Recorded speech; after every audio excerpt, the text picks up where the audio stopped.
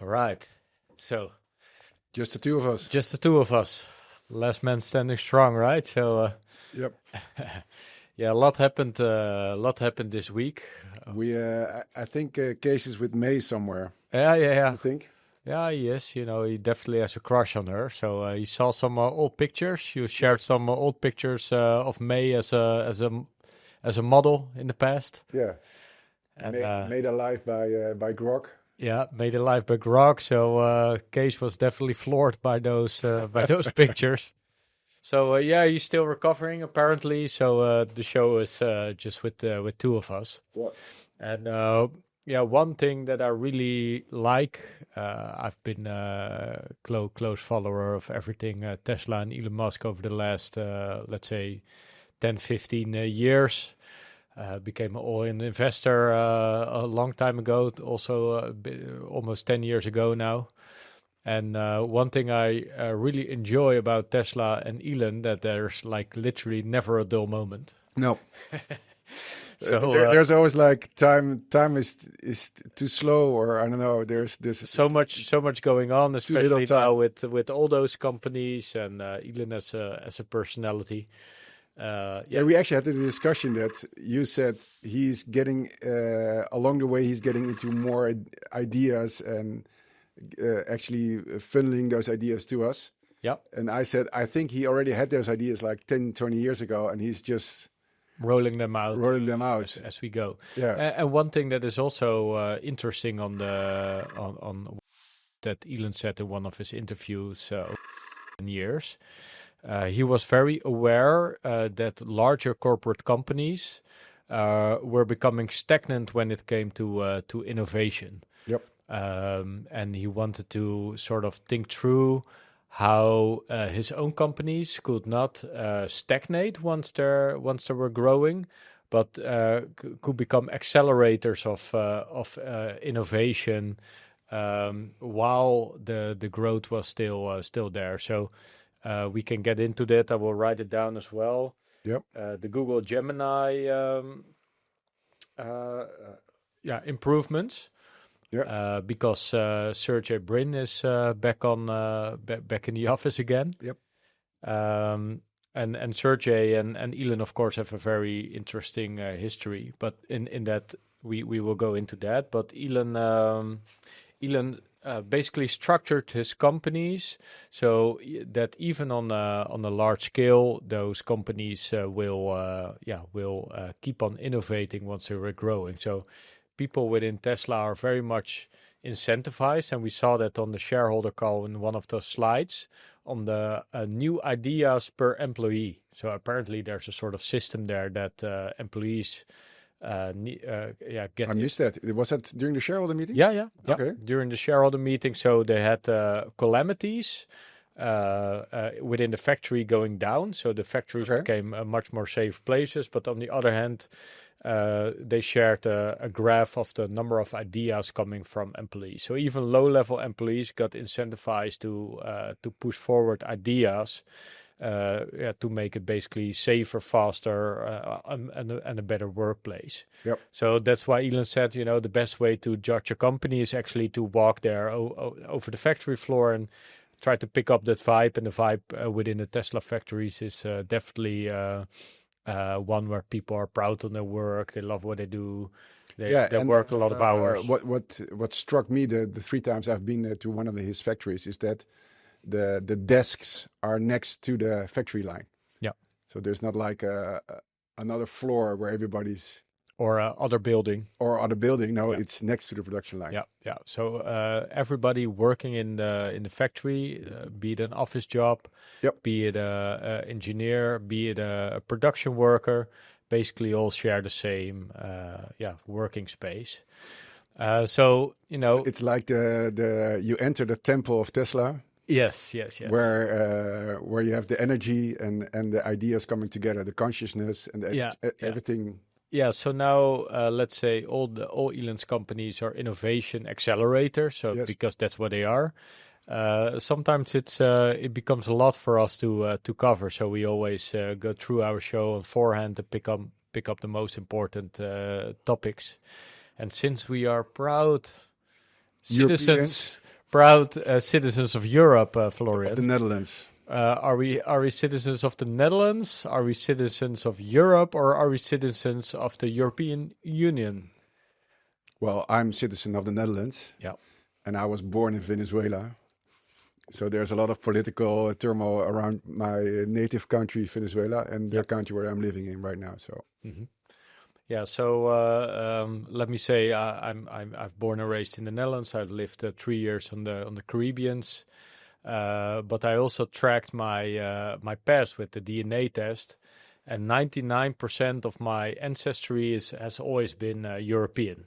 So I always thought it was more south of Europe. And what was the ancestry? All Dutch or? No, the century was partly South European, but apparently a larger part North European, Central European. So I tracked that a little bit with my family history, and my mom have some anecdotal stories of her grandma coming from Spain. Really? And, yeah, and my on my dad's side it's more German. Okay. So my grandma was half German, half Dutch. Yeah. So but the history always has been European, and the interesting thing is right now, like, you know, you're born in a country. This is the Netherlands. Yep. But over the last couple of years, it's been more pushed to not identify yourself as, let's say, a Dutch person, but more like a European. So there's a lot of European propaganda to sort of try to identify with that. But I think less than 1% of the people are actually identifying themselves as European. They identify themselves as their country they're born in. So it's German or it's Netherlands. Yep. And if you go to Italy, people don't identify themselves as Italian. They identify themselves with a region. So they say they're from Napoli or from Milan or a certain region. So in those countries, it's even stronger that people identify themselves with the region they grow up with. But post World War, of course, we came together as Europe and build up the European Union as a consequence. First of all, for safety reasons, but also for economic reasons. So that had his function. Yep. But over the last 50 years, it has been grow to, let's say, how do you call it, a waterhoofd, like a big cost. A cathedral, as Elon says it. Yeah, it has become a bureaucracy, Yep. a very big one, and also a very costly one. That now decides almost for most of the spend that we make as nation states. Yep. So more and more decision making is being pushed out towards the European Union, towards Brussels, and less towards the local countries. So a bureaucracy is not a democracy. Like in the Netherlands, we have elected officials. But the people serving in Brussels are not elected at all, while making most of our decisions. So, Yep. I would say this is not a very sustainable situation. But what is your view on it? Yeah, well, I think the last week was like very interesting to see what's happening. At first, I don't know what went first, but the fine of X. Yeah, 120 million. Yeah, and the report which has been published by the USA about the future, what they think of the future of the relationship between the US and Europe, and where they also slap the ears of the Europeans about what they think should happen in order to rebuild or to get Europe in a good condition again. Yep. So to start up with the X fine, I think that's something we have to look into and have to see what's going on. But it was very interesting to see that with the fine actually published on X, at that moment, everybody within the U.S. government was reacting and was putting their 2 cents on it. So it's definitely part of the whole war which is going on between the allies at this moment. So there's clearly a new wind within the U.S. about how the U.S. is going to be their what their strategic new economic worldview is going to be. Because I think if you read through that plan which they made for Europe, which is their it's like a safety plan. It's pure economic issues. Yeah, and I think what's happening, but it's not really in that report yet. But it looks like they are really banking on what we're going to talk about in this podcast. Is about, okay, how's the new world going to look like, with a world with AI, intelligence, and abundant energy. That combined with what they're doing already right now is actually bringing manufacturing back to the US and building a new manufacturing line within the US. So they are less dependent on the other income streams they normally had, which were military and financial institutes. And I think there's like a clear message being sent from the US. This is the way we want to build the next 20 years. This is how our economy is going to look like. And we are not going to support an ever endless war through NATO anymore, which was, I think, their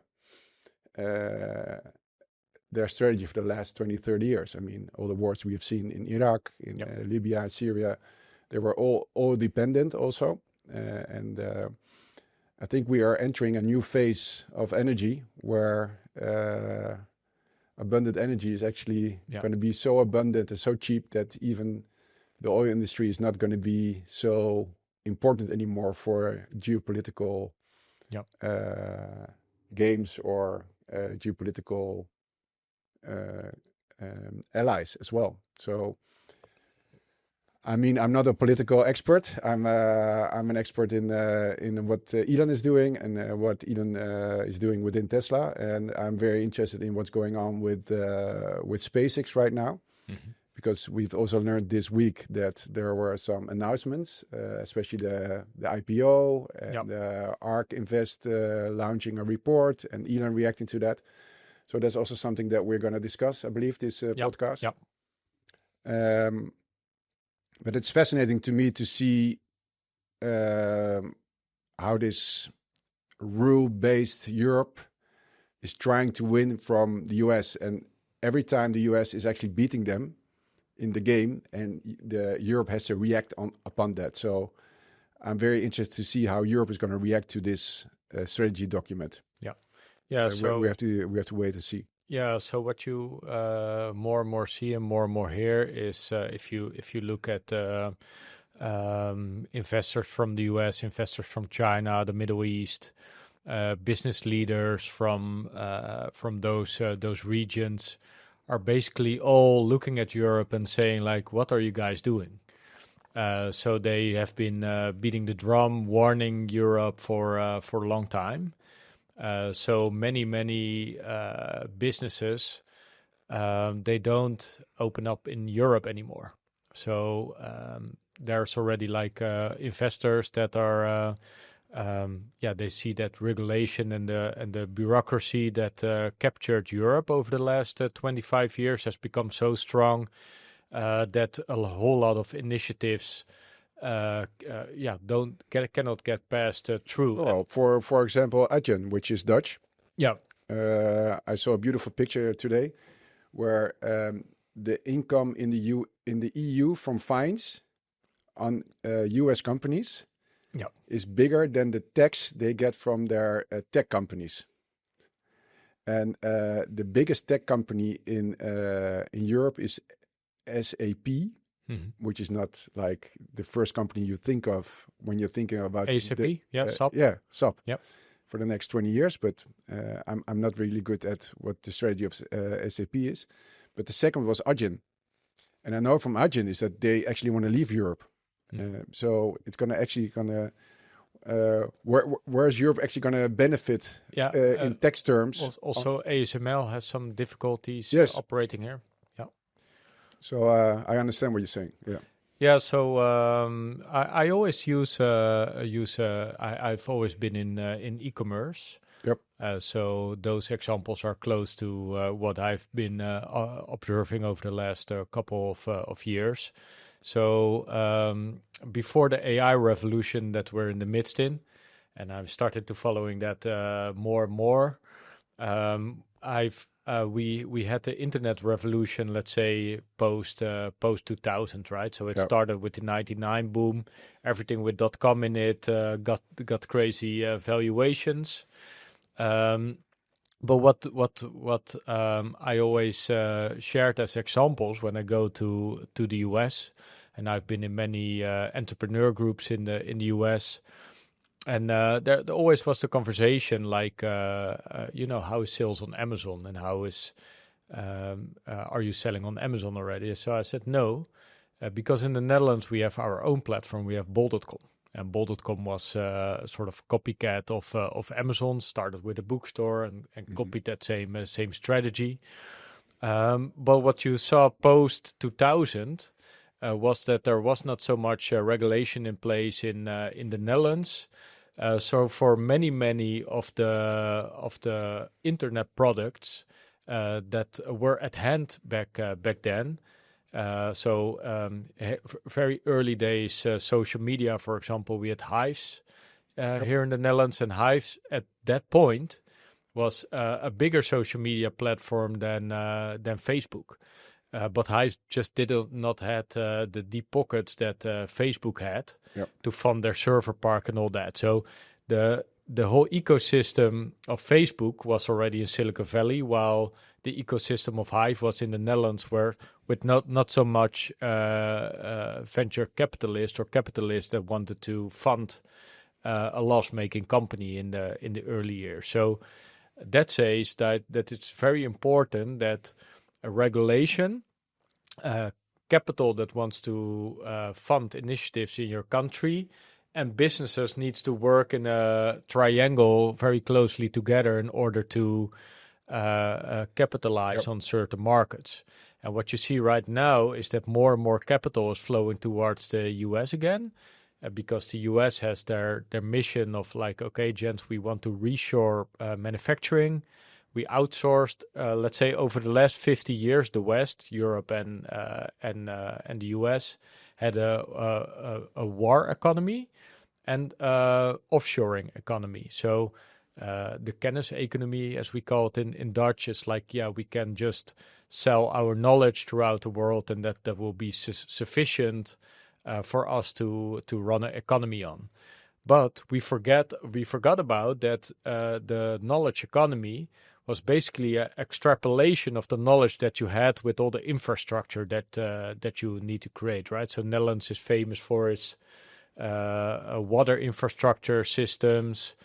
So the Dubai is being built with the help of Netherlands companies, and many of those Dutch companies were flourishing because of those type of infrastructure knowledge that we had. But that knowledge also comes with execution on the certain things, because knowledge without execution just leads to nowhere. And US woke up to the idea like okay, we're just funding wars all over the world, and that's how we make money. Yep. But they during the Corona pandemic, they realized like 99% or 90% of our essential products, we're reliant on buying them from China, which brings us in a very weak position. And Europe is, of course, in the same position, because just like 20 years ago, Germany was still like a manufacturing powerhouse, right? You had German engineering, you had Italian design. Those are all very much capabilities that Europe was actually leading in. Yep. So German manufacturing was always, if you compare German manufacturing to Chinese manufacturing back in the days, German manufacturing always was known for their quality, for like German quality, German engineer, German design. Italian for their good-looking products, their designs, their brands, etc. So Italy still has a big range of brands, but those are all brands that came up in the 60s, 70s, like Lamborghini, Ferrari, but also kitchen brands or whatnot. So Europe has been abandoning sort of those manufacturing jobs, although there's still manufacturing in Europe going on for certain industries, outsourcing that to China, and become more and more of a bureaucratic,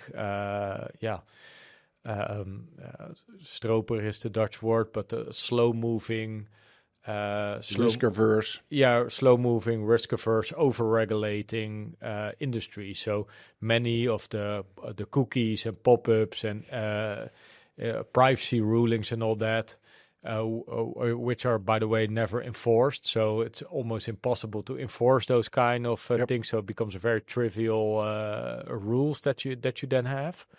Has been very much busy with that instead of creating more than we consume, right? So have been regulating, and we see that, of course, with the Cybertruck still not being in Europe, FSD still not being in Europe, a lot of AI initiatives that don't invest in Europe, while we're still in a position as Europe that we still have a lot of bright minds, still high level, quality universities and all that, although those has been deteriorating as well over the last 20 years.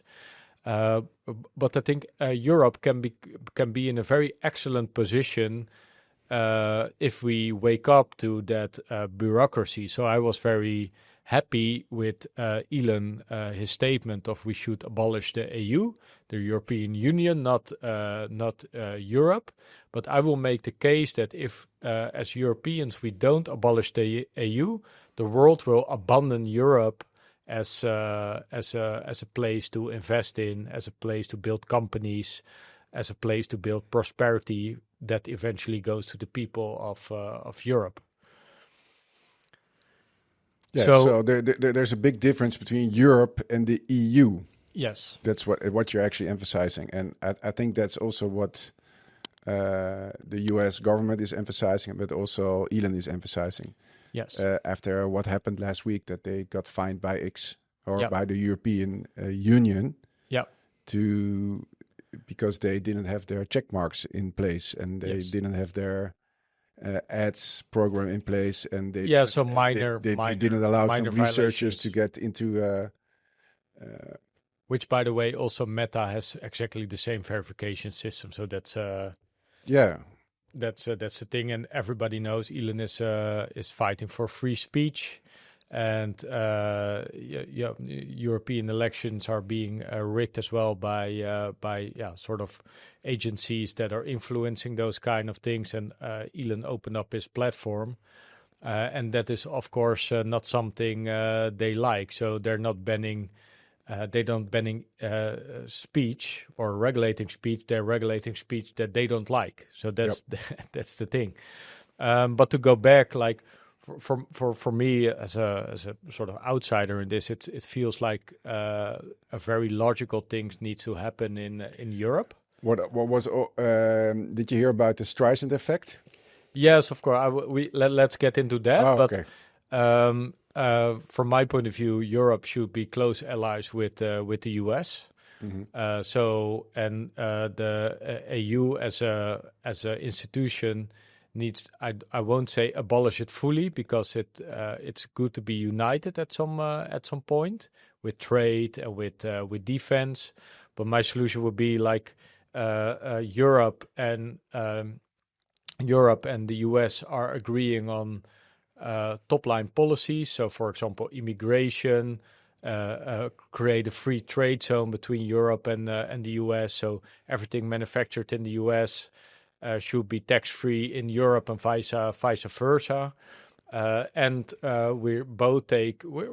slightly have the same amount of population, so a 50-50 split in how we organize defense would be beneficial, with 50% of the manufacturers more or less being in Europe and 50% of the manufacturers being in the US, and by that you can sort of balance things out again.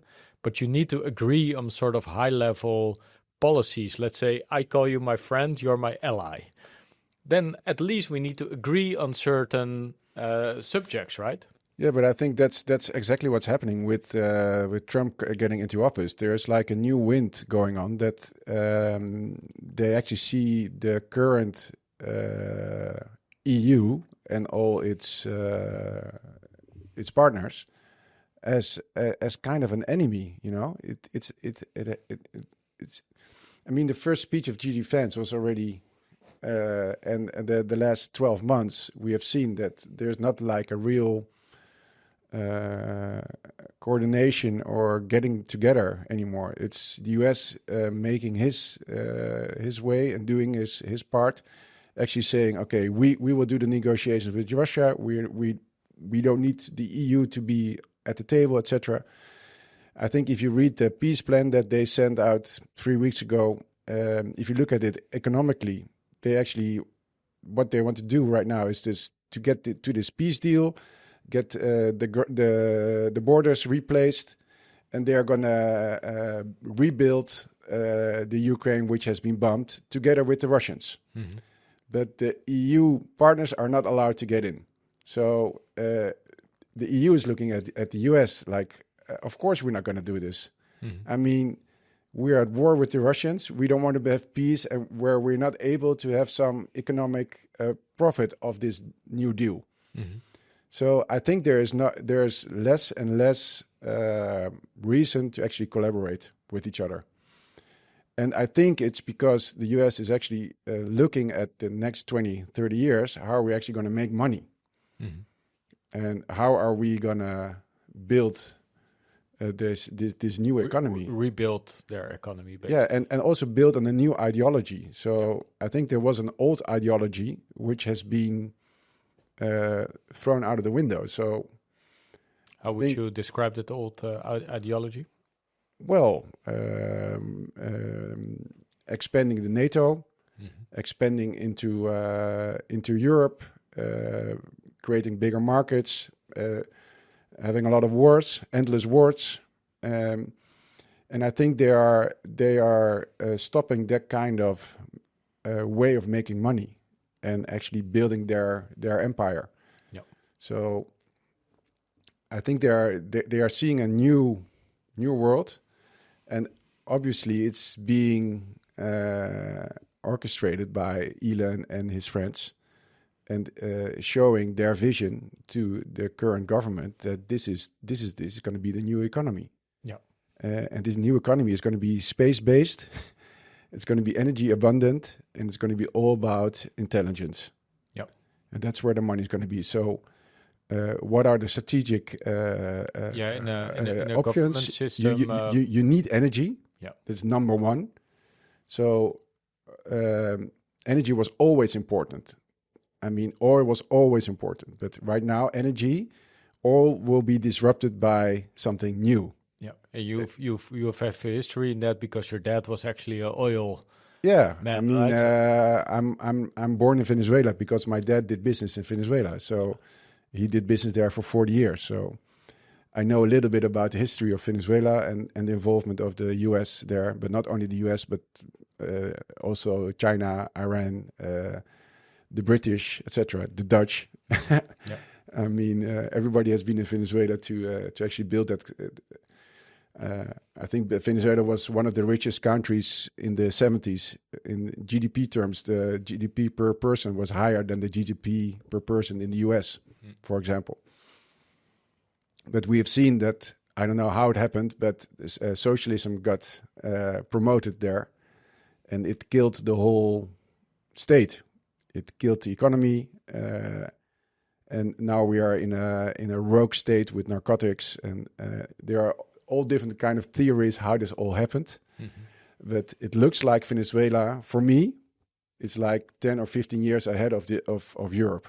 Mm-hmm. And which would be for horrible. all other reasons. But I see that the socialism in Europe, the ways it's been accelerated the last maybe 12 months, it's getting crazier and crazier, and you try to figure out, okay, but why, and why are we trying to impose this kind of issue? So we can get in all these kind of theories, but what I wanted to say is that the future is going to depend on how cheap your energy is going to be, how much compute you're going to get, and that compute, how fast you can accelerate that compute. Because with compute, you get intelligence, and with intelligence, you get productivity. You will get productivity, and you will build the new world. So, and that's what I got interested about, the whole SpaceX thing that we have been seeing the last week, which is all about this. Yeah, to finish the EU discussion. Yeah. That's very much the future we are moving forwards to. But I actually see many people pointing to Europe, like stand up for yourself, clean up your act. Don't have a very open migrant policy where you get many people that will just hurt your social welfare programs. Because the welfare programs should be for the people that have been paying for those welfare programs, right? And many of those people are get left more and more in the cold. So many people in Europe are waking up for that reality, while migrants coming in the country get a lot of the benefits that are being built up. While we don't attract the migrants, we also have migrants there, of course, that attract, but legal and illegal. That are just hurting the social welfare structure that should be built for a small minority of the people that need those welfare so it's unsustainable. Yeah, it's an unsustainable situation. And investors and business leaders all over the world, so Chinese, if I come into China, they don't even know where Europe is on the map, so they don't bother at all.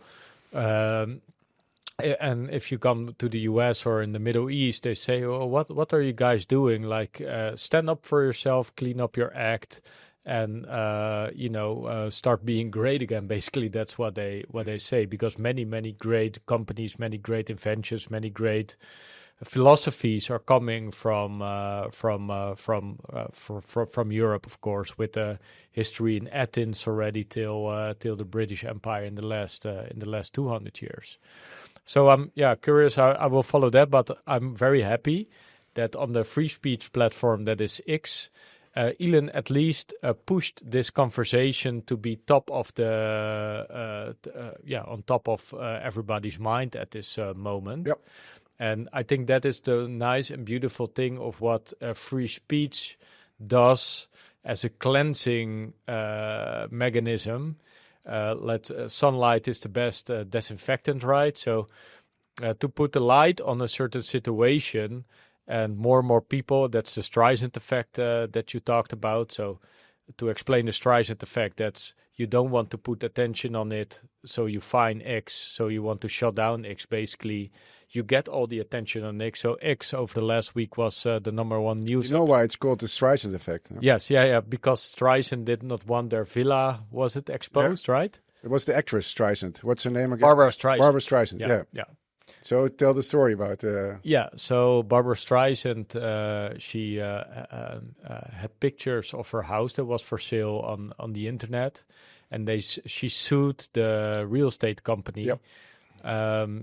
And that villa just had like 100, 200 views of people knowing that she lived there. But because she sued that company, it suddenly got millions of views. So because she putting all that attention on it, suddenly it got all the attention that normally it would not have received. So therefore, X right now is the #1 downloaded app in 27 European countries, therefore more and more people are becoming aware of what's going on in Europe, and therefore more and more people will start revolt against this bureaucracy. I think it's the #1 news app throughout every country in Europe at this moment? 27. So we we have around so much countries, right? So from Netherlands till Germany, it's the number one app everywhere. Yeah. So yeah, so I'm how this will develop, and like you, I'm not into the political arena, not following that too much, but I'm just super happy that Elon, with basically a large megaphone, and that is at the same time the criticism that he receives, right? So, but he just putting out there his views on what's going on, and it's on the people to form their opinion about it. Yeah. And if we have been reading the mainstream media over the last couple of weeks, I've been scrolling through some headline and sort of the anti Elon Musk propaganda, or let's say news, is like 99% of what you're reading there. So you see that the European Union is in very close ties with the large media companies here in Europe. So we only get presented one narrative, but the people are more and more waking up and downloading the X app and start forming their own opinion, which leads to healthy conversations like this, I think. Yeah. Yeah, I mean, as you said, we are not really into politics. We are into business, and we're into Elon. Yeah. But we are getting dragged into it as of the last 12 months. And suddenly we are also seeing some other things going on, and especially with X. I mean, I've become a member of X, I think 7-8 years ago, but I really started posting, I think 3 years ago. And during the whole process, I learned a lot, and I started to have conversations about all kinds of things, not only about business or Tesla or whatever. Yeah. So you actually learn and you get more conscious about some stuff. And normally, I only read the FD, which is the Financial Times of the Netherlands, and some other outlets, but. Because I was also getting more and more into X, I was also seeing the other side of the story, you know. And then you start realizing, oh, there's like a filter.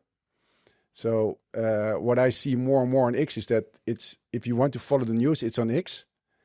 And then one day later, you get like the filtered news. Yeah, or the narrative being pushed. Yeah. And it's getting more and more obvious lately. So, that's why we also started this podcast to just bring our underground experience with everything that we do. I mean, we're building a robotaxi fleet. We're posting on X. We're doing a podcast, and while doing, we're learning. And I think that's the ultimate feedback loop.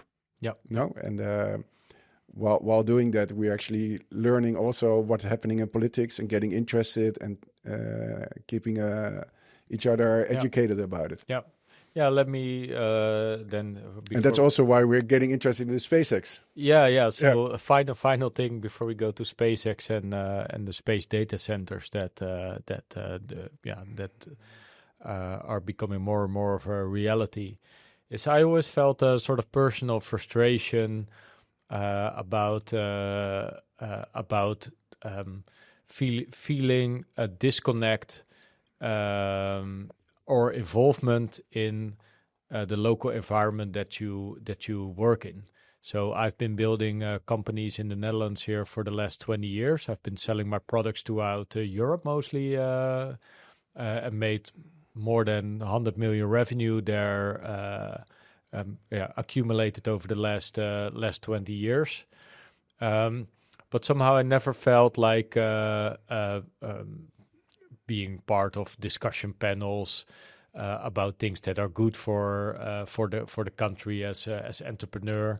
So the MKB. You were not very involved. No, not feel involved. And although I paid my fair share of taxes here, I felt like never got. I'm very happy with, for example, Chamber of Commerce in the Netherlands and the whole infrastructure that is here to build a company. So I think that is still one of the top notch in the world in terms of the ease of setting up a company, in terms of the ease opening up a bank account and all that. Although it has become a little bit more difficult. It got a little bit more difficult over the last years. But at the same time, I never had like a government official or so reaching out to me and saying like, you're paying all these taxes. What can we do to, improve or help you with certain circumstances to even create a better situation for you and your country. So I always felt that as a missed opportunity. So, for example, e-commerce. My idea at that point was like, why not subsidizing translation endeavors of companies, giving subsidies for translations, because every language that you put out on your store leads to more sales for the e-commerce owner. So I did that out of own pocket and grow my company with that. So eventually we had 20 European languages on our website, and we're able to sell our products throughout Europe. So there was a big benefit for the Netherlands, a big surplus that I create with just opening up that kind of stuff. So I think there are many ways that Elon explains it like always, like brilliantly. The government should not be brakes for trade and innovation. They should be accelerators for your innovation and for your growth, basically. And if you think about that in that lens, like I'm paying for a service, let's say a tax, and the tax should be beneficial for all the citizens of a country, but then you should help the people that are bringing in most of the tax, because they are the accelerators of your economy, right? So let's think about how can we govern a country where we become accelerators for the people that are paying most in taxes, because if they start paying more tax, that's beneficial. We make the pie bigger, and then that's good for the prosperity of everybody, right? That will be my one-on-one reasoning in that. And can you give an example of what you would have loved to have the government do with you? Like, well, basically, if you would create the ideal situation, the ideal situation is that you become part of accelerator programs when you hit a certain tax threshold. So you can network with other entrepreneurs that have the same problems. But is that a role of a government, or is that what? Well, let's say in an ideal situation, and there are many people, like, for example, Prince Constantijn here in the Netherlands, he's one of the royals, and he's one of the big pushers of getting capital flowing in Europe, funding the whole startup ecosystem. And for example, the Finnish startup ecosystem is a very known one, because they had Nokia in the past. What was it? Angry Bird, that game, Rovio, coming out there. Yeah, I completely understand what you're saying. So they work. The network builds a network and creates a big network. So that's the triangle between businesses, regulators, and capital. Yeah, and entrepreneurs. That's the business part. Yeah, so if you business/entrepreneurs, you have regulators/government, and you have external capital that there. And the more and more they are able to cooperate, and cooperate means you're listen to the needs of each party involved on that table, the more you can accelerate it. So instead of sort of posing stuff on entrepreneurs like we want this and this from you, a simple question could be like, how can we help your business grow? Have you been thinking about X, Y, and Z? I don't say it's the responsibility of them. So I grew up to not expect those kind of things, but at least to open up those conversation lines feels like a very healthy situation. And investors, but they do that, I think, through the KVK, no? Yeah, there are bodies for that. Yeah. So that it's functioning. It's Yeah. functioning well. But I think it become more even of accelerators. The whole mindset should be instead of regulators becoming accelerators of innovation and of companies that are bringing in so much tax, thus prosperity for their country. Yeah. Yeah. So and I think it's an innovative idea. Yeah, and it's already being done. So, but it could be the primary focus of our government should be to keep the people safe. So safety is one of the big standards that you should have. So we talked about the situation in El Salvador with Bukele. His country went from one of the most unsafe countries to one of the most safe countries in the world, and by becoming the safest country in the world, it's now becoming very prosperous. Yep. So in a country where you cannot protect your own property, or it becomes very easy when you open up a store that there's crime and all that. Do you want to open your store in a neighborhood that is full with crime? Of course not, because that's not a sustainable way of building something.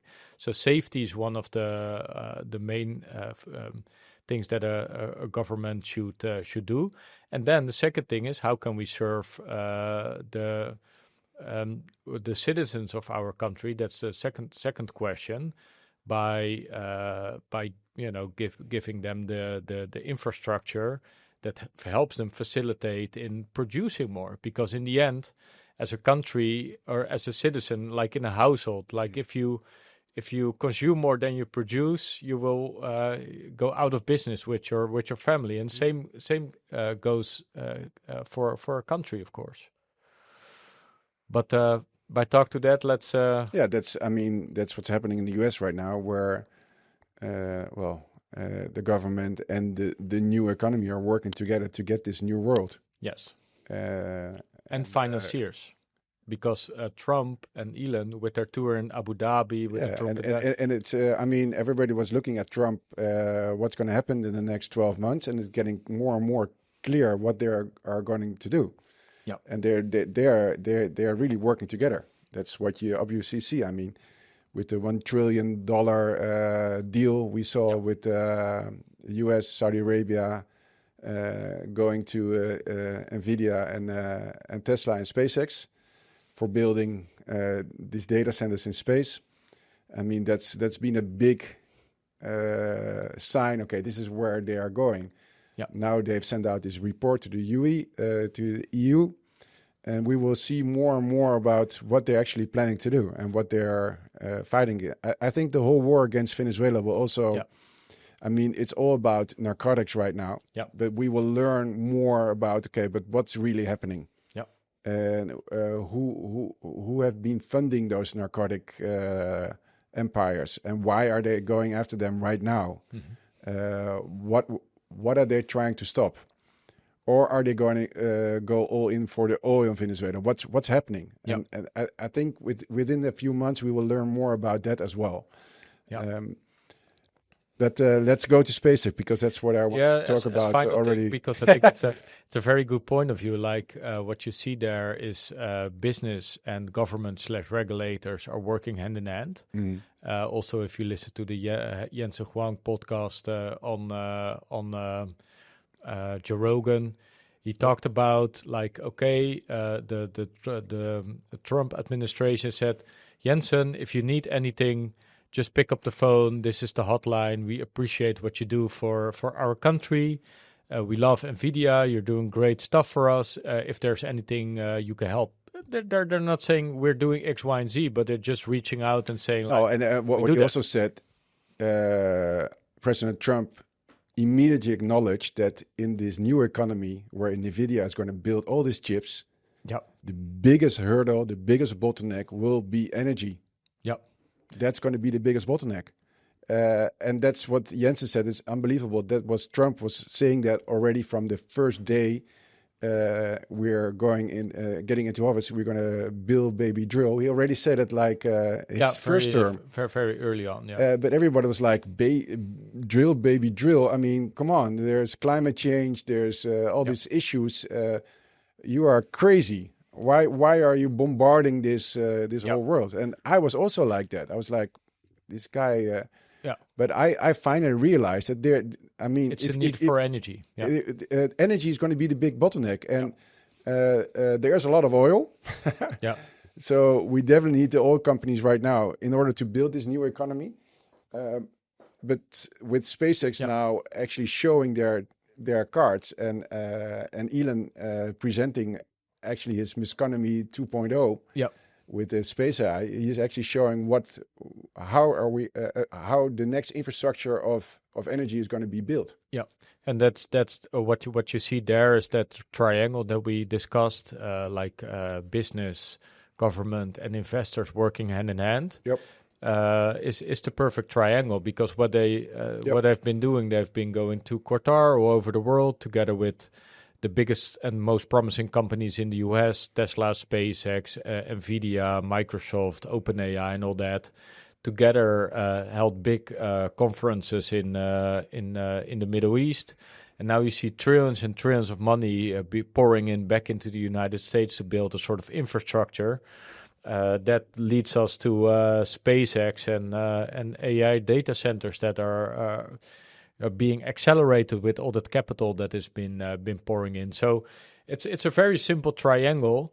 But Europe still has a lot of opportunity to also compete for that capital that is at hand, right? Because Europe can also present a lot of attractive investment opportunities for people there.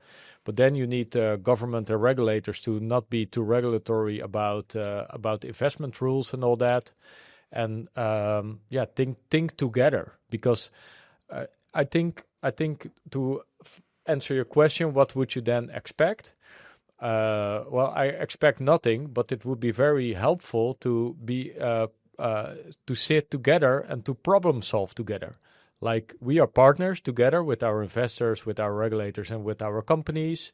You have certain problems, what can we do about it? Let's say a country has a lot of unemployed people. Then you can go to the business and say, like, listen, we have this problem, and to the investors, what can we do about this? And then you can think about jobs that can be created by giving some flexibility to investors and companies, so it becomes attractive to hire people that are unemployed, for example, a sector. But the US is getting capital. I'm sorry, but I just got this image in my head because I saw what you were drawing. But what I see from this side, you actually what did you just draw? A triangle. A triangle. But for me, it's a pyramid. Again. I'm sort of still having. Flashbacks on pyramids. I just watched your other podcast where you were talking about your trip to Egypt and about the pyramids and about the theories of whether they are energy producers. Chemical plants which required a lot of energy. Yeah, and we just talked about it before we went to this podcast, that I also realized, okay, there's this... I'm getting warm. Yeah. There's this connection between consciousness and energy. I think with abundant energy, we will get abundant intelligence, and with abundant intelligence, we will get into a very abundant consciousness as well, or we will be able to get into abundant consciousness. And I'm not really sure how we're going to create abundant consciousness or what our consciousness is all about. We should maybe do a deep dive into consciousness as well. But it's interesting that you're drawing a pyramid for this is like my level of drawing capability. So I can draw a square in a circle, but that's all about my graphic talents. So no, there's always been a correlation between energy production / output and consciousness of a society, because a society that cannot manufacture cannot feed their people. A very simple equation, right? So in the end, you need energy for, everybody knows the Maslow pyramid, right? Talking about pyramids again. The whole baseline is first you have food and you have shelter, then you have education, and on the top of that pyramid comes self-actualization. And it's also a perfect feedback loop. Yeah, yeah. But what we talked about, if you don't have that bottom of the pyramid, you stay in survival mode. I just tweeted something this week from Buckminster Fuller. Yeah, he talked about the kilowatt dollar already in the 70s, and he said we should have the dollar equated to energy because energy is a perfect feedback loop. And around that time, we decided as a society to actually get the money printing machine on, so there was no feedback loop anymore. So that's the moment that we actually started getting into all these asset bubbles and crises and all these cycles that we're in right now, which has become our new normal. But I think the new normal is that we're going to get a currency which is going to be pegged against that energy again. So that's something that Elon has been talking about as well 2-3 weeks ago, that eventually the currency will be energy. Yeah. And that's also that's the master plan of SpaceX right now. It's about communication right now, about Starlinks being put into space, about colonizing Mars, etc. But the third pillar of the strategy we have learned this week, it's also about creating abundant energy where we're going to build this abundant intelligence. Yeah, and get to the Kardashev scale type 2 civilization. Yep. Yeah. So I'm very excited about this too, because I think for the first time in history, this actually becomes a path that is becoming visible, right? Yep. So the cost of launching goods to space will have, with more than 1,000 starships being operational in the coming years, that will eventually go to 10,000s of starships. Yep. Will bring down the cost of cargo sent to space lower than a Boeing right now, yep. or air freight to transport that. And in the beginning, of course, you don't want to then send worthless goods to space. You want to send stuff to space that has a very high value. And what has a very high value? That is, of course, data centers, cloud computing, AI computing. Yeah, well, at this moment, they're just putting into space through the Falcon 9. I think they did like 170... 95% of all the cargo sent to space has which been... is satellites. Yeah. And all those satellites are being used for Starlink at this moment. Yeah. But that's just step one. Yeah. And when we're going to step two, when we're actually going to build the Starship, and actually the Starship will be reusable as well. Yeah. Then I think the load of a Starship is like 10 times the load of a Falcon 9, isn't it? Yeah, at least. Yeah. So and the Falcon 9 is already putting into in space 95% of the total load. Per year, yeah. isn't it? So the rest of the 5% is a little by bit Chinese, China, or 3% China, 2% other. Yeah, others. So can you imagine when we have a Starship which is going to put in 10 times the load? Yeah, so it will become 99.9%. Yeah, so the first Starship will be loaded with satellites until there are enough satellites. Yeah, and then we get into step two. Well, actually, now to build a satellite is very costly. Mm-hmm. Why? Because you can only launch certain amounts to space, and the launch of a satellite to space is also very costly. So it's a chicken and the egg problem, right? Mm-hmm. But now the chicken problem is solved. So there's plenty of transport to space, and therefore also the cost of satellites and those type of space technology will become will get to the more law as well in the cost decline that you then have. The Wright's law, you mean? The right of more. Sorry, the cost declining curve of technology. Yeah, I think every doubling of load will double the cost decrease. Yeah, exactly. I got it on a picture here. Moore's law. So no, I think it's Wright's law. No, I'm sure about this one. So it's Okay.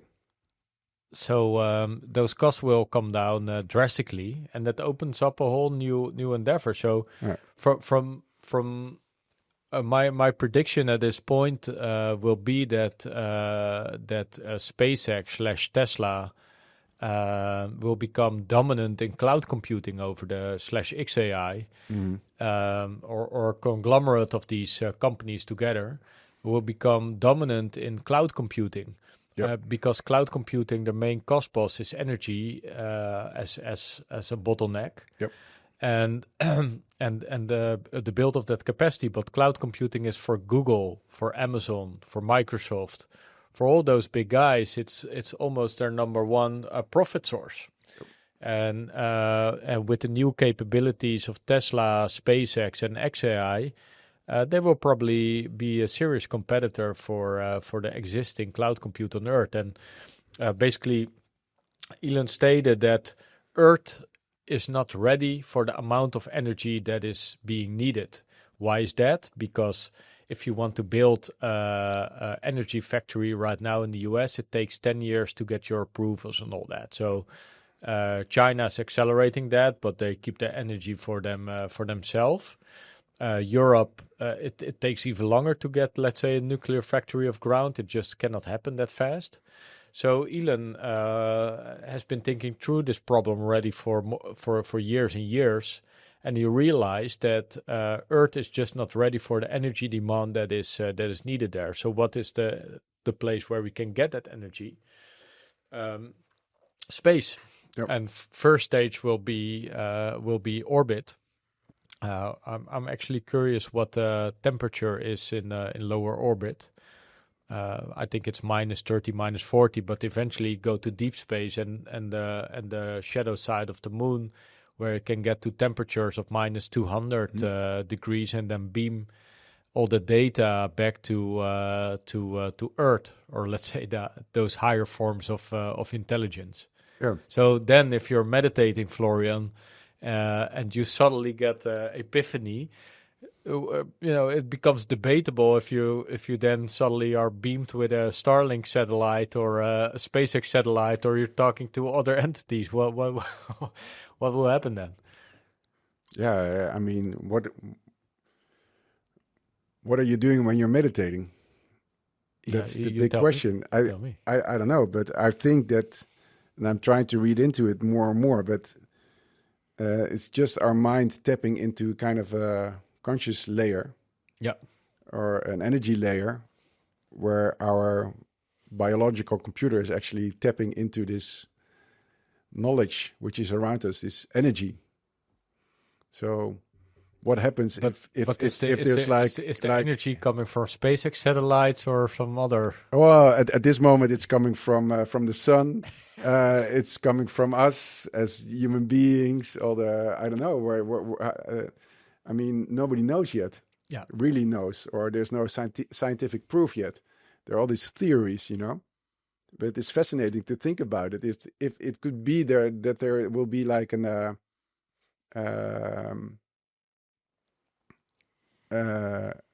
coupling of energy and consciousness. So if we have abundant energy being beamed from space, that when I'm meditating, I will get some consciousness beamed. Yeah, I mean, we're getting completely off topic here, and it's crazy right now.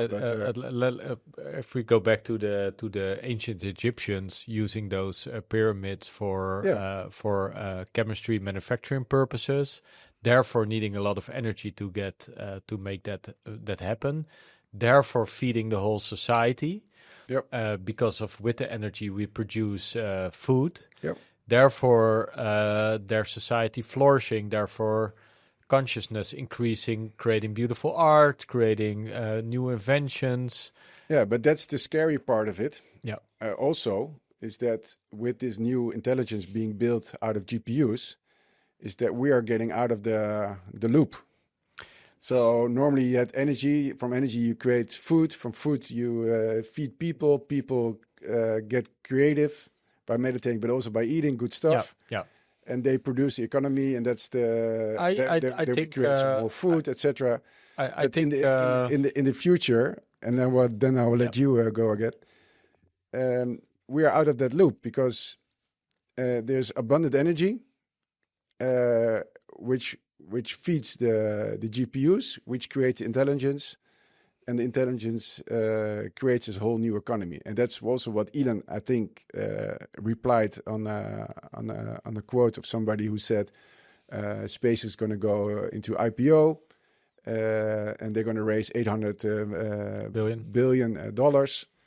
And then Elon said, well, we're not going to raise first, and second, we're going to use this space AI to actually build enough cash flow to build. So they don't need capital. Yeah. No. And then somebody reacted to that. I think Sam Kors of ARK or Katie Wood. And then Elon reacted to that. Well, if this whole loop is actually being created, which we were talking about, we don't need any currency anymore. Yeah. So there's a whole new economy where we are not needed, and we are going to live on a sub kind of economy. But this is going to be a real new economy where we are not anymore in that space. Or I'm a slightly more on the human side. Yeah, but Elon is also pro-human. So, so I do. This will be my theory, and maybe it will age well, or maybe it doesn't age well. Is Elon not pro-human? Is he more transhumanist? No, I think he's pro-human. But if you think about the sort of highest levels of consciousness that you can create, whatever that is, I still believe people are creators, right? So people in their optimum form are creating something. And we become better creators when we have more advanced tools and technology at hand, right? So and if we take care of ourselves at first. So take care of ourselves, but also have and technology was hammer and sizzles at a certain point, but now we also have Optimus bot at hand. Yep. And for me, it's still not clear that the AI intelligence can facilitate everything, but and they can create, so they can help you create, but it still needs the input to start creating anything because your computer, your MacBook, for example, or even your telephone got infinite amount of compute already, way more than you ever be able to utilize. So maybe you're using less than 1% of the capabilities of your phone or of your computer. I understand what you mean. So but you need to have a prompt or an input or whatever. A creator that we already had some examples of where it's not needed. I mean, the AlphaGo, he didn't need an input to win the Go game of the best Go player in the world. No, but then it needs to there's at least a demand. So there's a demand or there's a command. So the demand is, I want to watch a video about cats that are flying around, and then AI brings you a video of this whole of the whole thing that you talked about, right? So if you want to say, I want to have a Star Wars movie where I am Florian Minderup, the lead actor in this movie. AI is probably 5 years down the line being able to make that, and you can see yourself like shining as the main actor in that Star Wars movie. Yeah, but it's then still a demand that you put in. Otherwise, there's no purpose. No, but I mean, AlphaGo, when they played the game against this super Go player, the computer came with some moves that he didn't see anywhere yet in his whole career. Everybody was like, what the hell is he doing? And it also happened with Kasparov playing the chess, that suddenly the computer made a chess move. People are still playing chess. People are still playing Go. Although there are computers that are infinite better in doing that. But the demand for those players is to learn from that super intelligence, how they do that. But then there's still a demand or a wish or a desire to play chess and become a better chess player, Yeah. Right. So if that's not existing, No, true. we don't know yet if an AI will become a creator that has wishes, demands, and desires. We have not seen that yet. Well, we have seen it because that's what I'm just explaining. That's a certain form of life that he is already showing. I think in FSD right now we're also seeing some form of life. Yeah, but it comes from a human demand. It's not a demand on itself. The human wants to be driven, or at least he wants to have his human capabilities being mirrored by the technology that is being created, right? So, but it's not the FSD has not been coming up with driving to situation at random because it has its sort of own will or own drive to or own desires to make things happen. So I think human desires and human creation power are sort of the drivers that AI will be built on. Well, let's see what happens the next 12 to 24 months. I'm still convinced that there will be kind of a consciousness from this theory. I think, which helps, is that if our biological brain is also getting, how do we get creativity? Is that from inside of us or is it from outside? Because we got some information from the field. We will learn that in the next coming years. Yeah, because we're going to build this artificial brains, which will also be able to touch into kind of a field, and they will be able to maybe get creative as well, or. Well, there are many layers there that we can explore, right? So there's many for exploration, but it's also be good to see what current technology is doing, and Tesla was a little bit in the news because of that Optimus that collapsed. Yeah, have you seen that? And then everybody was like, "Oh yeah, teleoperated." Yes, they are teleoperated. Yeah. That is not a big secret, because the focus of Tesla has been always to perfect the hardware first, so the capabilities of the human. And in the coming months and years, we will see the super intelligence of the AI being installed into that software. So I was not surprised at all. First of all, plus it would take billions and billions of capex before we are able to have this kind of intelligence for humanoids to do every kind of task that we ask them. That's something that ARC already also tried to put into a report. Yeah, and I think Brett Winton, he came up with a number already, like between 100 and 200 billion in capex needed for AI compute in order to get this intelligence going on to actually drive the humanoid. So it's like 10,000 times more complex than actually the model where FSD is driving upon. And I think that's why we aren't able to see the AI or the robot being run by AI. No, it's run by a teleoperator right now. But right now. But we Elon's interview with that. We will have to see how many years it will take to actually build the 200 billion of compute. Yeah, and how cheap it's going to be. Maybe it's going to be a quarter of that amount. Yeah, if they are going to build data centers in space. Yeah, and I in the recent interview that Elon gave to that Indian guy, not fully know his name. No, me neither. He talked about AI and robotics being the biggest tsunami that humanity has ever faced. So right now we are seeing Optimus Bot with those glitches in it being teleoperated.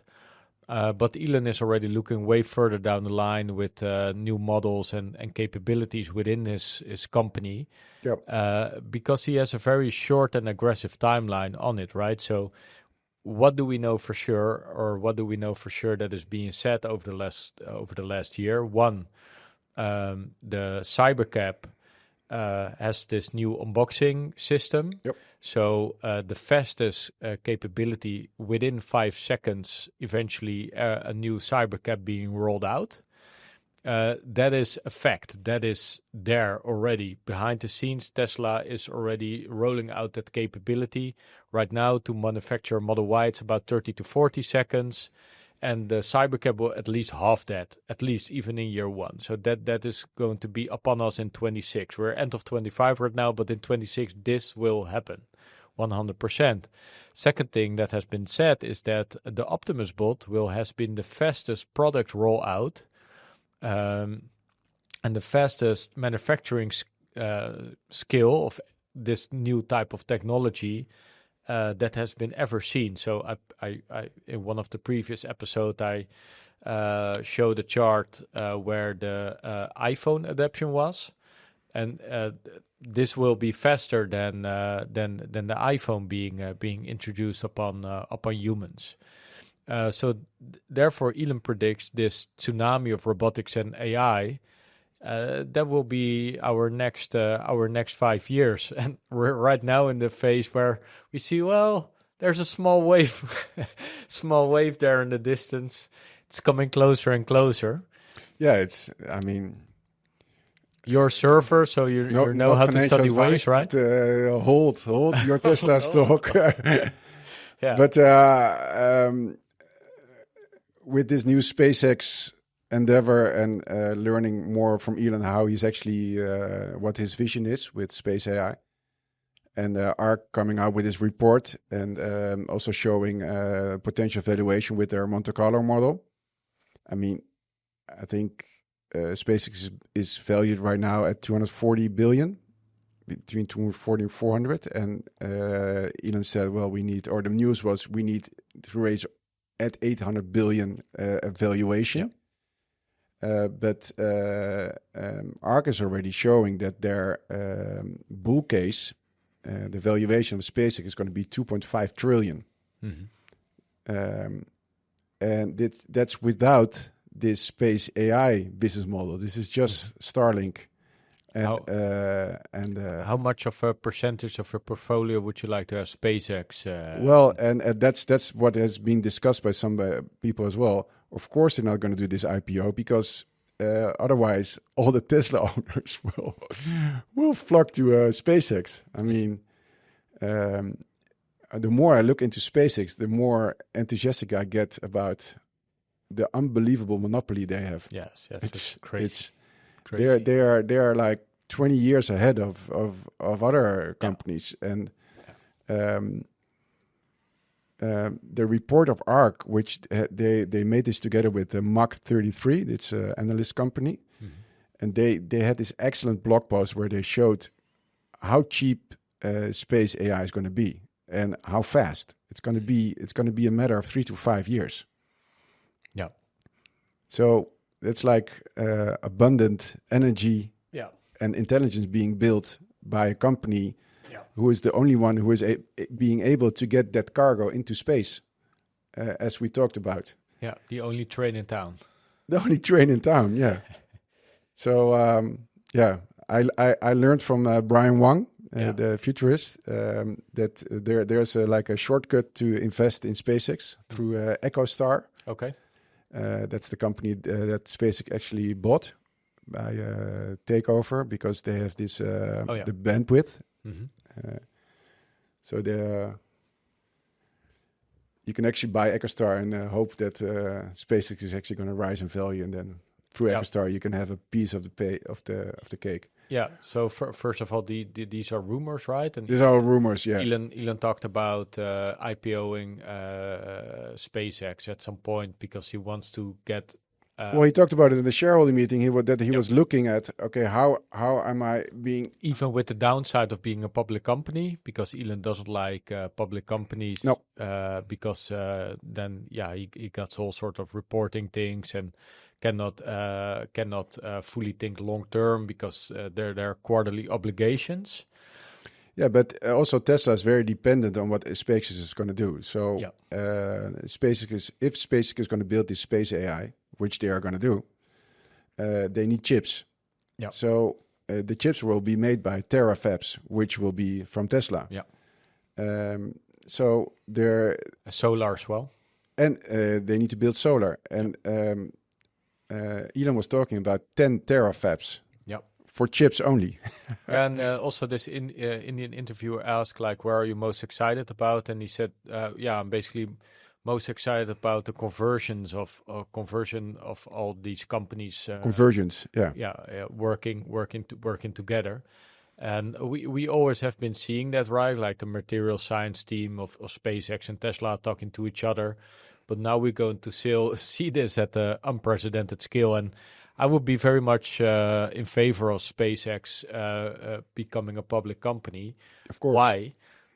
Because if you look at how many Tesla enthusiasts and coverage there is about Tesla, you also want that for space. You want everybody to be excited about. You want every newspaper space. to talk about space. Yeah, and many people being invested in getting us to Mars, because that will bring in then a good return, right? Yeah, but I think that's exactly the issue. Yeah, is why is mass media not talking about SpaceX? Yeah, because there's no money in that. There are no. They cannot short it. They cannot short it, but there's nobody actually paying them to put in ads or whatever. No. So they cannot short it, and they don't get the revenue streams by it, because many of the ads are being bought by short sellers, right? To hurt companies at some point. Yeah. So this is like this is the ultimate game that the US is playing. Yeah. Together with Elon, and together with Nvidia, this is the big game, and this is what they are building. What got me very excited as well this week was I was listening to a discussion on the All In podcast about the AI race. They're following that very closely as well. Mm-hmm. And within Google, something very interesting happened. So Google always has been in a position of milking their cash cow, their search engine and YouTube, and basically their board and their co-founder Sergey Brin and Larry Page sitting a bit on the back bench, letting Pichai making sort of watching the cash cow. Basically, there was the position of Google over the last years. Mm-hmm. But Google has been building a lot of compute over the years as well, and the whole reason of Elon starting OpenAI was his fear of Google being the one and only dominant AI player with DeepMind and all the compute infrastructure that they already have at hand. And then Larry calling Elon a specialist at some point of not making a sort of human-first AI technology. So that made Elon rethink his position and actually start OpenAI as sort of alternative for Google. Yep. But Google has been sitting on their golden eggs basically, until they realized that these large language models were eating market share from their search engine. And it was that happened at such a rate that apparently Sergey Brin and Larry Page decided to step back again and get back into Google as a company. And over the last 6 months to a year, they have been increasing the risk appetite with a full approval of the board, of which Larry and Sergey are still holding a very dominant voting position, step in again and accelerating Google's AI programs as well, with the effect of Gemini now becoming a better and better AI, basically eating OpenAI's lunch, so getting a lot of market share of OpenAI. But what they said is the leadership is basically they are very much encouraging risky bets again and making all those 50 to 100 micro decisions to push forward on their AI dominance in the coming years. So that's like a super exciting landscape now coming. Where in the US, so Google also announced that they're going to build AI data centers in space, didn't they? I'm not sure. I have not picked it up, but that's probably the only outcome for data centers because space is becoming way cheaper, and you can just hire. Also, Sam Altman said, "I'm going to build a rocket company in order to build." Well, but what for me is very interesting right now is like we have Elon Musk at the realm of these amazing companies, SpaceX, Tesla, and all that. But also his very bright friends like Sergey and Larry are stepping in the arena again because they see like, okay, if we don't step in, we die. Then we have Mark Zuckerberg at Meta also coming up with a whole bunch of creative things. So my prediction will be that also Jeff Bezos will get off his yacht again and becoming more and more of a frontman, probably one of the two, or AI endeavors because that's eating cloud, or space endeavors with Blue Origin and pouring more money into that because now SpaceX is the only train in town. So that opens up a whole lot of opportunity if you can suddenly ship all that cargo there. So therefore, more urgency in reaching those goals because those goals can now actually make money. Yep. So Blue Origin was always there from sort of passion project of Jeff. So he poured in a lot of his own money and also money from investors, but there was not a clear path for space companies to become profitable companies. No. And Elon explored that with Starlink. So Amazon is also launching their own internet constellation. So having all these titans now on the realm with sort of all capital of the world venturing in all those new endeavors is, I think, a very exciting development. Yeah, together with the U.S. government. Yeah, that is cutting red tape to make that happen, and money from the Saudis. Yeah, and they're trying to compete against the Chinese.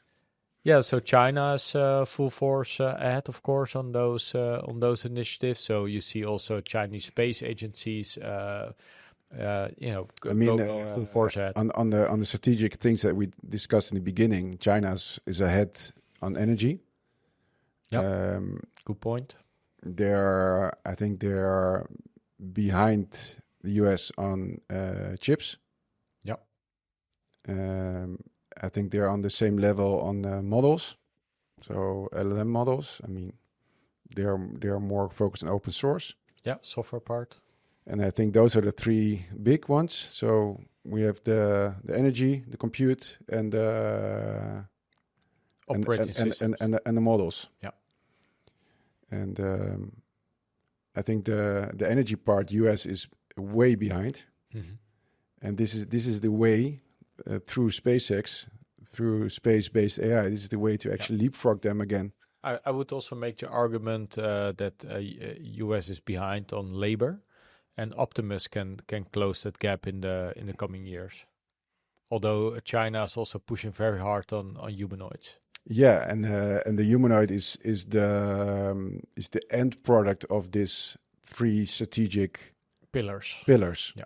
So this is just a form factor, and the form factor will phase out labor, and eventually also creativity and entrepreneurship, etc. But that's something that we're not aligned on, and we have to see and wait how that's eventually going to evolve. I won't say entrepreneurs, but I know. I would say human desires and human commands. Of course, we're going to play a role, but it's getting more and more interesting to see that there's going to be built a whole new economy where we are going to be a less part of it. Yeah, you know what my next purchase is going to be? Well. Table tennis robot. Oh yeah, yeah. So how it's going to be called? No, it's just there are actually on the market. It's just a thing that shoot balls at you. Really? Yeah. Okay. Just like a tennis ball. Yeah. It's like a machine, and it gives you with all sorts of curves that you need to anticipate upon. I'm going to buy those as well. yeah. So I've been looking into all sorts of longevity studies, of course, with Next Level Youth, my company. Yeah, hand movement is very important, no? So you can learn a lot with ping pong and that. So there are for your child a couple of things very important. So grip strength. And grip strength is an indicator of your nervous system in the outer ends is still functioning properly.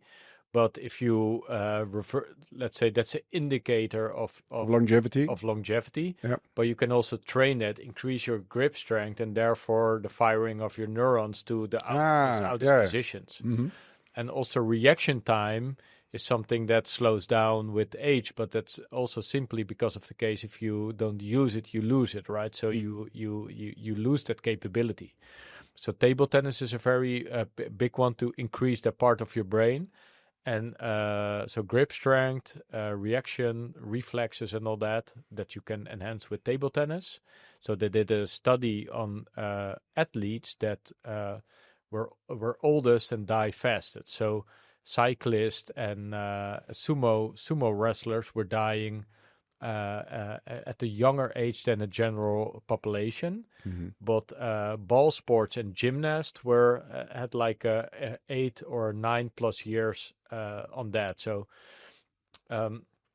that's very interesting. So one, grip strength. Second is reaction time that you have with table tennis, and the third one is pain management. So that's also an interesting thing. So if you train your brain to deal with pain, and pain can come in every sort of forms, the part of your brain that handles those situations will increase. So for example, if you do an ice bath or a wall sit where you really start feeling your legs at some point, that part of your brain will increase, and that part of your brain will also increase when you do, for example, difficult tasks. So with those three components, you can basically increase your capacities of your brain. And maybe you recognize that in a company, I always had a table tennis table standing there, and after like a half hour of playing table tennis, all sorts of new ideas started flowing again, because all your neurons are firing at that moment. And also, like if you do pain management, so for example, you take an ice bath in the morning or do a very rigorous workout, the rest of your day feels sort of easy, right? Even if you have to deal with very hard problems at work. We just had Sinterklaas in the Netherlands. Yes. It's kind of a Santa Claus kind of. Yeah. So my younger son, he just got his GVB, which is his golf license. Approval. So he wanted to have like this putting machine. So I bought this putting machine for him. So he's putting. But now I'm doing his homework while he's putting. Okay. Yeah. But I'm gonna buy this ping pong robot. Yeah. I will do his homework together while playing ping pong. Yeah, what we did at my first company, we had a whiteboard. Yeah. On the table tennis table, and we called it creativity tennis, which means creativity tennis. So while playing table tennis, you were writing down, and the ideas coming up and having a slight conversation about it. We were writing out the ideas that we had. So that always felt like very productive and fun to do. And we just wrote down everything that came up in it. And so I know there's a correlation between neurons firing and these type of fast engaging activities, right? But also with grip strength, which is trainable by pull-ups. So therefore, gymnasts are probably the athletes that are living longest, because their grip strength, by being in the rings and all that, needs to be strongest. Because by training that, using that, you use the part of the brain that fires your nervous system in the most outer position. You can table tennis to enhance your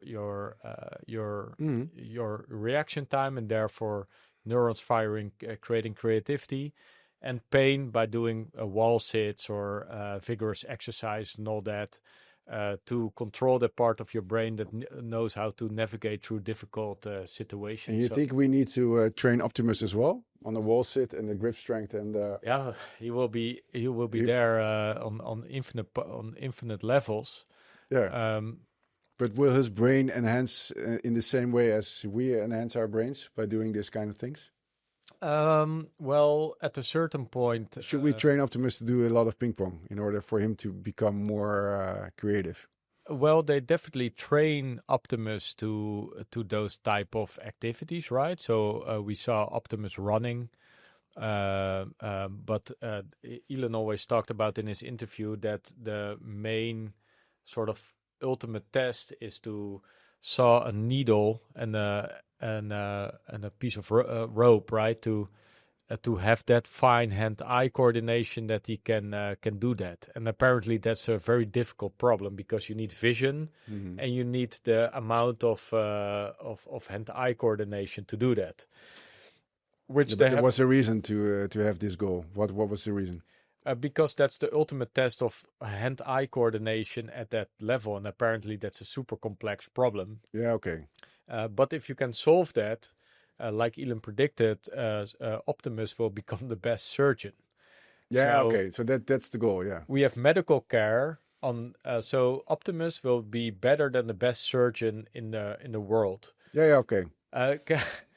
No, but you imagine like waking up, you drowsy after a car incident, and waking up and you see Optimus is actually 4 Optimus stitching your guts. No, but I can truly envision that because that's going to be better. I'm 100% sure. Why? Because that doctor has been training himself as well. Yep. Just hours. I mean, you know as well. If you do something 10,000 hours, you will be the best 1% of the world. So, but what I'm curious about, if you actually train the GPU, the AI, to play ping pong, will he fire up his neurons as well, just like our biological brain? And will he become creative? Will he get ideas? Well, let's say he beats the best human. Let's say he plays a lot of ping pong. Will he also be able to walk to the whiteboard and write down his new ideas? Yeah, probably. But if that happens, that's consciousness. That's real life. Yeah. So let's take the. How cool would that be? Let's take the following situation, right? So first we have Optimus beating the best table tennis player. Yeah. Yeah. So probably Chinese, because how many years will we see this happen? Yeah, I don't know, but then of course the question will be. How did he do it? Can Optimus beat the best Optimus bot? So then he will be superior to a human. But in the end, it's a very binary game, right? So you either win or you lose a point. You have an infinite game playing between two Optimi. Yeah. So but they will. They will do tricks. Will be amazing. They need to be outsmarting themselves. So that must be spectacular to watch on television. Like if they're better than the best human on table tennis, and they start watching, and they then start competing against each other. So then, therefore, humans then need to push themselves to the most outer limit to become better players and to handle all those complex situations. But the Optimus bot. Then also sort of at some point needs to start challenging himself if he starts playing to other bots, right? So maybe, So robot sports will be like a huge enterprise. I'm quite 100% sure of that. Like robots being as capable as Lionel Messi and all that, and you see like making Ronaldo goals like every 5 minutes with a goalkeeper that saves every shot, you know. So it becomes a very interesting field. Yeah, it's and can you imagine that while playing ping pong, he also gets a brilliant idea about solving world peace or something like that. So after the match, you're the champion. How does it feel? Well, I got an idea. It's even better. I solved it while playing. This whole Ukraine-Russia thing. I know the answer. Yeah. Yeah, that's so funny. Well, let's see. But let's first use those insights to enhance ourselves. So I'm going to purchase a table tennis. Are you going to the World Cup in the US? Soccer. I'm very curious about how Curaçao will do. Yep. Because that's of course amazing. But did you live on Curaçao or in Aruba? Okay. But they feel as one in those type of situations. So that's an amazing feat, and of course the Dutch as a great team. Yeah, it will be fun to go to the World Cup and then do some gigafactory visiting, Cybertruck rent, and all that. So maybe we will you go to Aruba or Curacao to watch the soccer games or when they are playing? Well, it would be crazy that you are sitting there with the Caparina, etc., and then also the rockets from the ships of the US are entering the Venezuela airspace. Yeah. Well, I always was when I was on holiday over the last couple of years in Aruba on the Caribbeans. My favorite moments was always watch games of Ajax there in the morning or in the afternoon in one of the breakfast. Okay, one of my frustrations because of the time difference. Yeah. So for my frustration here, I'm a following of the longevity protocols of Brian, so go to bed very early. Yep. And one of the downsides there is that I can never watch Champions League football. Yep. And there I can just have it with a healthy lunch. You know, I eating my fruit at a nice bar and having a breakfast with eggs and all that and steak. You can jump in the pool during So one of my favorite holiday experiences on Aruba is always watching the games of Ajax back then in the Champions League. And one time was on my birthday, 16 April, that Ajax beat Juventus. And my friend was there who was also his birthday, and my grandpa was also his birthday. So all of us were celebrating our birthday while watching Juventus Ajax, where De Ligt made that beautiful header. But because it was so into festivities, we got free cocktails from the bartender. So, well, great! You guys kidding me? You're all have your birthday. It's all your birthday. So we showed our passport and all said 16 April as our birthday. Yeah. So we get a whole bunch of pina coladas. So I had like 3 pina coladas and I barely drink alcohol. And then suddenly Matthijs de Ligt scored the final header. And I was so excited that I jumped up.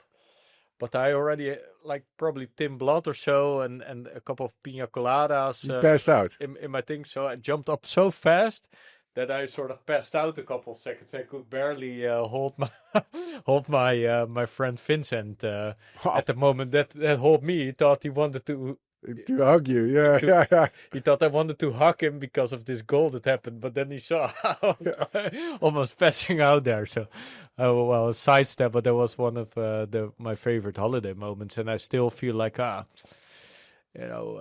maybe I want to live there for a couple of months in a year or build a resort there with my company and all that, but.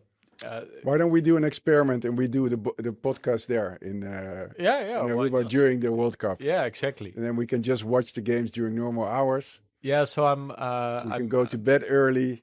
I still need to figure out a way where I can get a bit more approval of getting my kid from school in the holiday periods. Oh, Curacao is perfect. They have a Dutch school there. Yeah, that's right. So maybe I need to find solutions there. So and I can go kite surfing. And me too. Yeah. Here we go. Play table tennis. Table tennis. Maybe we can bring some cyber caps. Yeah. Do some business. I hear some cool ventures coming up here. So let's do it. Yeah. So thank you very much. Talk to you next week again. I think it's okay with the two of us. We don't need Kees anymore, huh? I thought he was just silent. He was sitting here. No. Kees, please be here next week. We miss you. Kees, you're always very much appreciated. We become a little bit too unhinged. Yeah. But maybe in the future of the show, we will invite more and more guests and just invite them on Aruba probably for sort of good conversations. Kees, come with us to Curacao. Exactly. All right, take care. Thank you.